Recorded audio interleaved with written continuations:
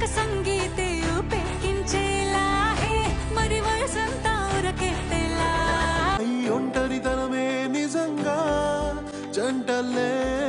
మలిచావే